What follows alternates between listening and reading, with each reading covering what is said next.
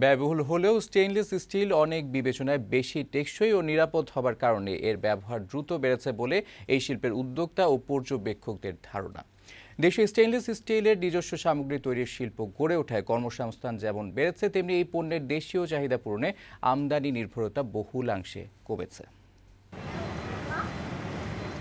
এ ধরনের বহুতল ভবন স্টিলের কাঠামোর উপর যে তৈরি করা যায় এমন ধারণার সাথে দেশের মানুষ পরিচিত হতে শুরু করেছে মাত্র 1-1.5 দশকে।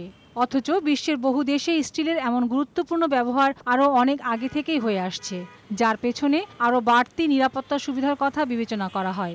উন্নত দেশগুলোতে আপনার বড় বড় স্থাপনাগুলোতে তারা স্টেনলেস স্টিল ইউজ করছে, বিকজ স্টেনলেস স্টিল ইউজ করে দেখা যাচ্ছে স্থাপনাটা অনেক অনেক বেশি মজবুত হচ্ছে, অগ্নি প্রতিরোধক হিসেবে অনেক বেশি হচ্ছে, ভূমিকম্পে ভেঙে যাওয়ার যে আপনার স্কোপ থাকছে ওটা তো তার সহনীয় মাত্রাটা অনেক বেশি হচ্ছে।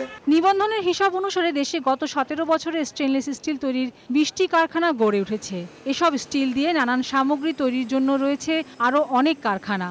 স্টেইনলেস স্টিল দেশে তৈরি হলেও এর প্রধান কাঁচামাল সিআর কয়েল পুরোটাই আমদানি করতে হয়। স্টিল উৎপাদন শিল্পে দেশে আধুনিকতার ছোঁয়া লেগেছে বলে জানান সংশ্লিষ্টরা। মিনিটে 10টা পাইপ হয় আর ঘন্টায় 600 পাইপ হয়।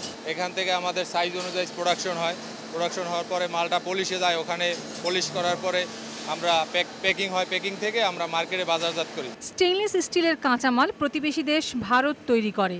ভারত সহ নানান দেশ থেকে এই কাঁচামাল আসে সমুদ্রপথে। দেশে এই কাঁচামাল তৈরির বাস্তবতা অনুপস্থিত বলে পর্যবেক্ষণ এই শিল্পে যুক্ত মানুষদের। এটা সবচেয়ে বড় ব্যারিয়ার হলো আমাদের কোনো আপনার আয়রন ওরের কোনো নাই, খনি নাই। আপনার যে মূল যেই লোহাটা লাগবে এই খনিটা আমাদের নাই।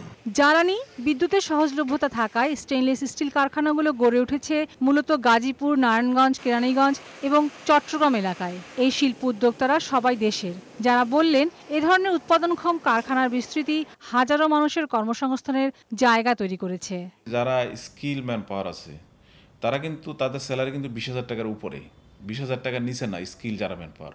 আর নর্মাল যে সমস্ত আপনার যে ওয়ার্কার আছে এদের স্যালারিও আমাদেরকে প্রায় 8 থেকে 12,000 টাকা দেওয়া লাগে। স্টিল সামগ্রী উৎপাদনকারীরা শুরুটা পাইপ ও রড দিয়ে করে, পরে চাহিদা বিবেচনায় রান্না ও খাবারের সামগ্রী, পার্কিং ও গার্ডেন চেয়ার, হাসপাতালের বিছানা, আলমারি, বাথরুম ফিটিং সহ নানান পণ্যের উৎপাদনে ঝুঁকেছেন।